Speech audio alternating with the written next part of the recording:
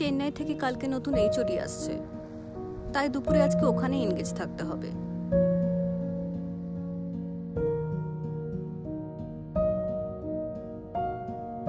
এ তুই শেষ কবে মন খুলে হেসেছিলি বলতো? দিদি, এ আমরা শেষ কবে একসাথে খেয়েছি রে? পরের রোববার তো মান্থ স্টার্ট, ছুটি পাবি তো? নেক্সট টাইম আমি তোর সাথে অবশ্যই যাব, ঠিক আছে? তুই কোথায় যাচ্ছিস সকাল সকাল? অফিস। শুধু অফিস অফিস আর অফিস।